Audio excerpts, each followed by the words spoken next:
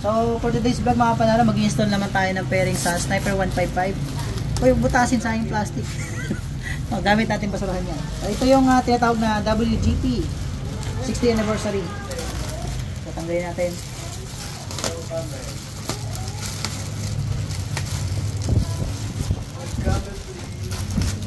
Okay. So, ito na siya mga panalo. Ganda oh. Okay, baka ano. Ganda dun sa loob. Ganda natin dun.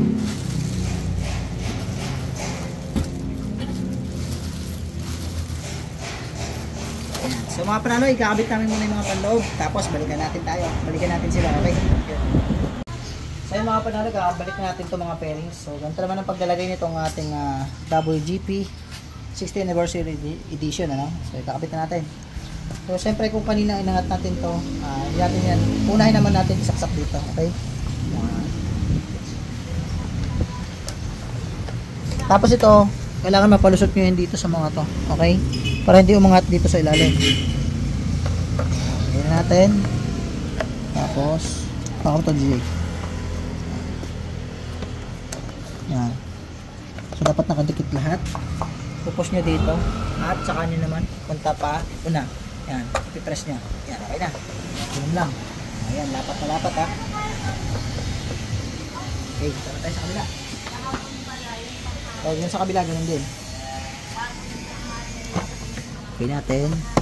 Yan, tapos sa loob. Pasok natin mabuti. Tapos press natin mabuti dito. Pauna. Yan, okay. Lapat na lapat mga bay. So, doon na tayo sa mga toks. Mga toks natin. Ready ang toks. Nalawa para ready yung mga toks. Lagot ka ang bata ka. Ito na sa ibabaw. Dito na. Okay, so huwag nyo kayo matayin toks ibalik. Uy, hulog. Ako din sa ilalim yung barap. Sumabog yan. Hirap tayo. Sa ilalim. Pagitan. Saka na.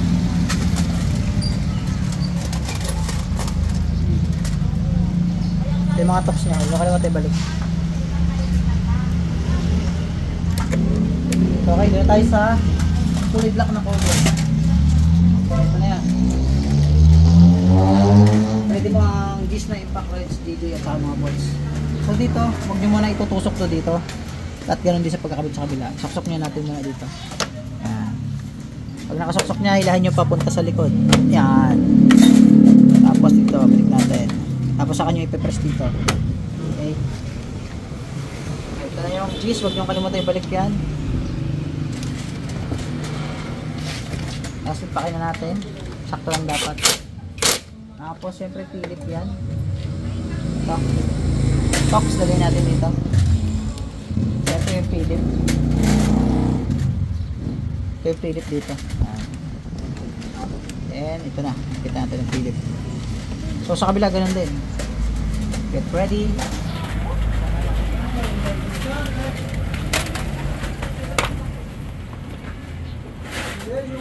Okay, na tayo. Ito na, gabit natin ito mga panalo. Ganun din. Paksok nyo muna dito, tapos dito, tapos dito. Then, hila pa atras. Yan. Tapos saka dito, press. Tama natin dito. Ayan, ito yung tornilyo niya. Gawin natin ang impact wrench. May tox pa yun dito.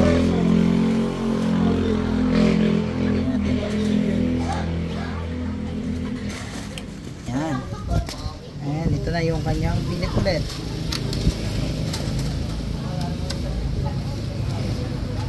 Yan. Siyempre, babalik natin yung dito sa may bangko. Batok.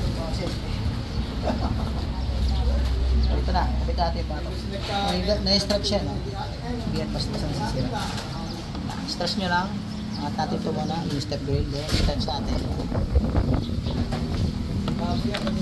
Tapos press nyo lang dito. Press nyo lang dito. Okay. Tox, dalawa yan mga panalo. Yung kalimutan. Tigkabilaan yan. Tapos tox ulit dito. Okay, dito na tayo. Dahil sabay tatak na. Tara, gamit na natin ito mga panalo. Yan. So paglagay naman ito dito, suksok nyo muna to.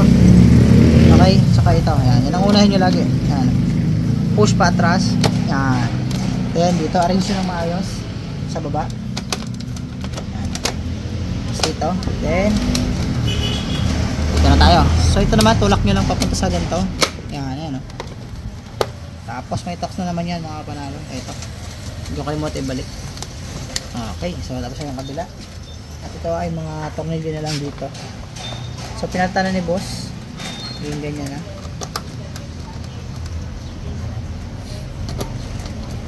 Yan na, nagbumukhang puti na boss. Oo.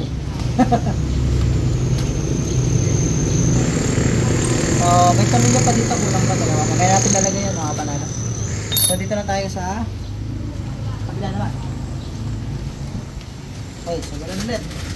So itong wire, ilagay nyo dito. Yan. So ganun ulit, saksok nyo muna dito. Yan, yung kalimutan, yan o. Push pa atras. Yan. Tapos dito ulit kayo sa ilalim. Balik nyo lang. Yan, dito. Tapos dito. So ito na yung tox, lagay nyo dito, huwag nyo kalimutan. Okay. So yun na, doon tayo sa side bearing. Yan. Side bearings tayo, ito na mga panalo, pinaka-excitement. Kasi itong pinakamahirap kalisin sa 1.5. Dahil ito ay bagong kabit ko, nasa natin lang. So una sa lahat, gamitin muna ito sa flasher niya. Yung black socket. Siyempre, huwag natin kalimutan patikitin si sir sa motor. Yan, hindi na pinutin yung mga susi na yan. Kasi hindi naman dapat. So check natin muna yung flasher before nyo ibalik. Okay, gumagana, lakas. Naka-LED na pala si sir, magpalit na siya. Tapos dito, kailangan mauna tong part na to. Yan, yan muna kayo, yan. Pag naisabit nyo na yan, susod nyo dito naman, yung lock na yan, dito sasabit nyo. Yan, sasabit nyo yan, patras. Yan. Tapos punta kayo dito sa front na to, meron ditong panabit din yan. So dapat ito, nakasuksok yan dito sa loob, ano? So nakaganon siya, okay? Ito. Yan. So dito muna. Yan. Tapos dito sa part na to, yan. Ito, kailangan nakasuksok siya doon. Yan. So nakaabang na siya. Tapos suksok niyo na dito, yan. Tapos pupush niyo na pa atras. Ayan na. Pindutin niyo lang yan. Yan. Tapos dito ganun din. Kung hinila natin siya kanina dalawang daliri, ngayon naman tutulak natin siya. Okay na. So buo na yung ating egg shield sa kaliwa. Kanan naman tayo. So ito na ulit. Huwag natin kalimutan ulit yung sakit ng ilaw at napaka-importante nyo. Umilaw. Baka hindi umilaw, mahirap na. Sabihin nyo doon sa nakakabangga nyo, naka-flasher ako, hindi ka man nakailaw. Ayan, umilaw agad. Ayan, gumagana. Okay. So, ito naman tayo. So kung kanina nauna doon sa ganito, sa kabila, ito naman ay hindi natin unahin kasi dito, ito naman ang unahin natin kasi may pansabit yun dun. Okay, magkaiba kasi ng side pairings yan. So dito na tayo agad mag start sa contil na to. Yan, sabit ito kasi may nakaganon dyan. Ito yun, so dapat na isabit nyo ng maayos. Yan, siyempre lagi nyo unahin to yung clip dito kasi ito napakaselong to, dami na puputulan ito. Sulong na natin yun dyan pauna. Yan, okay, kung naisulong nyo na, push nyo lang natin to. Yan. Okay na. Tapos dito, press na lang din. Okay na. So halos tornilyohan na lang natin, no? Sa front panel naman tayo. So huwag nyo kalimutan na checkin yung dalawang clip. Dapat nandiyan yan. Kasi hindi nyo mababalik yung tornilyo pag wala yan. So dito, i-align nyo muna. Yan. Medyo meron kayo space doon. Kasi ang dapat mauna nito is yung pinakang tuka. Ito. Meron kasing nakasuksok yan dito. So lagi nyo pong i-check yung goma na yung isa na mawawala. Kasi yan. Okay, alignment muna. Yan. Pag halos fitted na, tulak nyo lang pa punta doon. Yan, okay, kasi ito, i-press nyo lang pa una. Okay yan. Pag nyo na lang, okay? So dito tayo ngayon sa head tooling. Sa head tooling ngayon.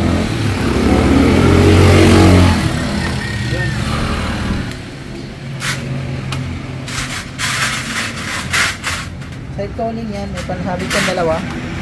Dito. Sulong nyo lang papunta doon. Ayan yung head tooling, pansabit. Tapos ito, dito sa suksok na to. Okay, so ayan.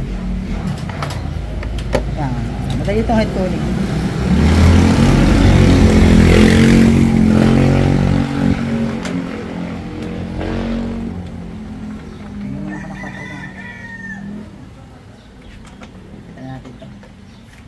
puti na yung kanyang motor.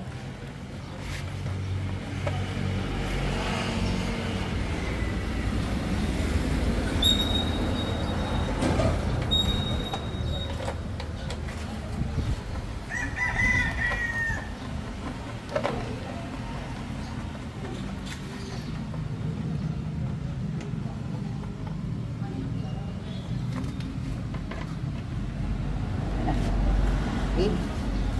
So mga panalo, yung kakabit namin dito ay tapalodo na lang. Napakasimple lang yung kabit ng tapalodo. Kasi 6 na bolts lang naman ang aalisin namin. Left and right na tag-isang gold bolts na to, tapos yung 4 dun sa loob. So hindi natin sasama yun kasi colored yung tapalodo na yun. Madali na lang yun. So ganoon lang pag magpapakas kayo ng mga pairings. So sana may nakuha kayo para magamit nyo pag nasa bahay kayo at gusto nyo maglinis ng motor para ma-check up natin lahat na. So yun lang mga panalo. Maraming salamat at sana may nakuha kayo.